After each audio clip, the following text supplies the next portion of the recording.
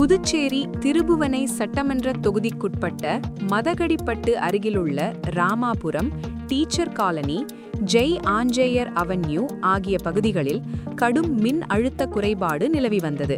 இதனால் மின் நுகர்வோர்கள் மின் உபகரணங்களை பயன்படுத்த முடியாமல் அவதியுற்றனர்.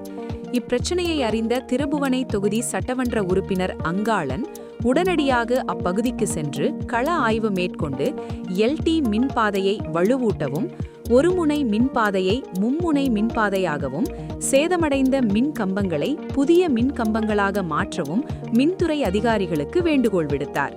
இதன் அடிப்படையில் ரூபாய் 12 லட்சம் மதிப்பீட்டில் திட்ட அறிக்கை தயார் செய்து அரசு அனுமதியும் பெறப்பட்டு பணி செய்வதற்குண்டான ஆணையும் பெறப்பட்டு இதற்கான பணி தொடக்க விழா ராமாபுரம் பகுதியில் நடைபெற்றது.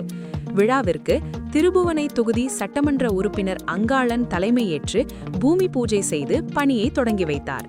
இவ்விழாவில் மின்துறை உதவி பொறியாளர் பன்னீர்செல்வம், இளநிலை பொறியாளர் பழனிவேல், திருபுவனை தொகுதி JCM, மக்கள் மன்ற தலைவர் ரவிக்குமார் மற்றும் நிர்வாகிகள், ஊர் முக்கிய பிரமுகர்கள் மற்றும் பொதுமக்கள் கலந்து கொண்டனர்.